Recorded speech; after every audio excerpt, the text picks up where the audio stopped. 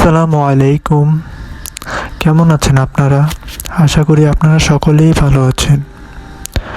আজ আপনাদের শোনাবো এক হৃদয় ভাঙা ছেলের শৈশবের আনন্দ কিভাবে হারিয়ে গেল সেই গল্প। যে আনন্দ এক সময় আকাশ ছোঁয়ার স্বপ্ন দেখাতো, আজ সেই কষ্ট তাকে ভিতর থেকে কুরে কুরে খায়। হ্যাঁ, সেই ছেলেটি আর কেউ না, সেই ছেলেটিই আমি। পরিবারের বড় ছেলে আমি, সবার খুব আদরের, খুব যত্নে বেড়ে ওঠা। কিন্তু আমার এত আদর ভালোবাসার মাঝেও আরেকটি ছোট্ট ভালোবাসা ছিল। সেটা আর কিছুই না, আমার সেই ভালোবাসাটুকু ছিল ওই চামড়ার ফুটবলটার প্রতি। ছোটবেলা থেকেই আমি ফুটবল পাগল ছিলাম। ফুটবল খেলতে প্রচণ্ড ভালোবাসতাম।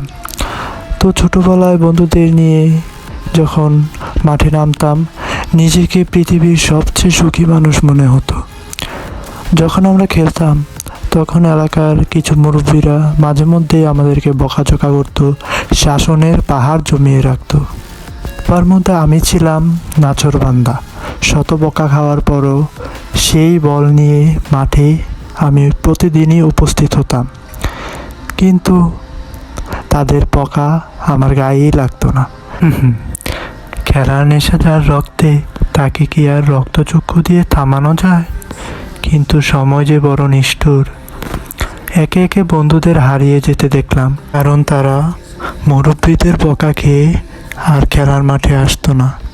তারা বাসায় বসে মোবাইল ফোনে আসক্ত হয়ে গিয়েছিল। তাদের মতো অনেকেই ভিডিও গেমসে মারাত্মকভাবে আসক্ত হয়ে যায়, যার ফলে তারা বাইরের খেলাধুলার জগৎ থেকে সম্পূর্ণভাবে আস্তে আস্তে সরে যেতে থাকে। এখন তো আমি একা হয়ে গেলাম, আমি কি করব? আমি তো খেলা ছাড়বো না। তাই এক বড় ভাইয়ের হাত ধরেই আমি আমার ফুটবল খেলা চালিয়ে যাই। ফুটবলকে ভালোবাসা আরও গভীর হয়েছিল আমার। কিন্তু সেই আনন্দটাও আমার ভাগ্যে বেশি দিন জোটেনি। এই বড় ভাই এবং আমার যে বন্ধু বান্ধবগুলো ছিল, তারা সকলেই বদলি হয়ে অন্য এলাকায় চলে যায়। আমি আবারও একা হয়ে পড়ি। কিন্তু আমি তো খেলা ছাড়বো না। তাই আমি কি করলাম, আমি আমার এলাকার যেই ছোট ভাইগুলো ছিল তাদেরকে নিয়ে আমি খেলা চালিয়ে যাই। তাদের নিয়ে মাঠ আঁকড়ে ধরার চেষ্টা করলাম আমি আরও একবার। লোকে আমাকে নানান কথা বলতো বড় হয়ে ছোটদের সাথে কিসের খেলা?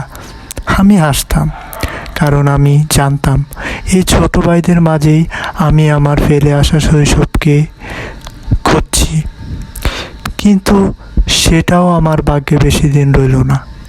এলো সেই অভিশপ্ত সময়, করোনা মহামারীর সময় যখন লকডাউন হলো, তখন লকডাউনের চার দেয়াল আমার রঙিন সময়টাকে ধূসর করে দিল। ভেবেছিলাম করোনা শেষে আবার মাঠে ফিরব, কিন্তু লকডাউন পরবর্তী সমাজটাকে আমি চিনতেই পারলাম না।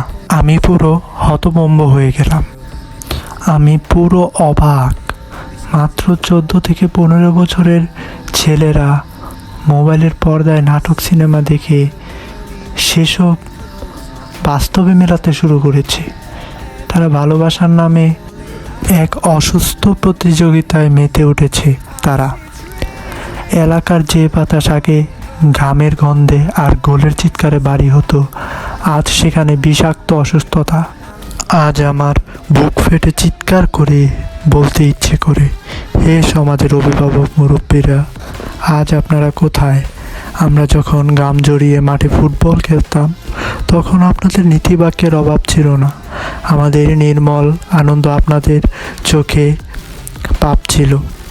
আজ যখন এই কচি বয়সে ছেলেমেয়েরা এই নষ্ট সম্পর্কের নামে নিজেদের জগৎ নষ্ট করছে, তখন আপনাদের চোখ কেন অন্ধ? আপনাদের শাসনে আজ আমাদের মাঠগুলো শূন্য, অথচ অলিগলি আজ বিষাক্ত হয়ে গেছে। আমরা কি এমন দোষ করেছিলাম? আমরা তো ফুটবলই খেলতাম, খেলাধুলা করতাম।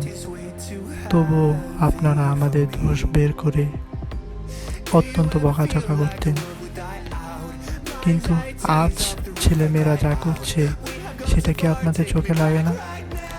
আমার এখনো বুক ফেটে কান্না আসে যখন মনে হয় আমরা বন্ধু বান্ধবরা মিলে ফুটবল খেলতাম একসাথে, সেই দিনগুলির কথা। আমি আজও আমার সেই শৈশবটাকে খুঁজি, সেই বন্ধুদের খুঁজি যারা অন্তত বলের পিছনে দৌড়াতো, মিথ্যে সম্পর্কের পেছনে নয়। আমার সেই রঙিন দিনগুলো এই নষ্ট সমাজের ভিড়ে আজ মৃত। মাঠটা আছে ঠিকই, কিন্তু মাঠের সেই আত্মাটা আমাদের অজান্তেই হারিয়ে গেছে। জানি সেই সময়টা আর ফিরে পাবো না, তবে এতটুকু বলে রাখি, এই জেনারেশনের ছেলেমেয়েরা যে পথে যাচ্ছে, যদি এখনও তাদেরকে না থামানো হয় তাহলে সামনে ঘোর অন্ধকার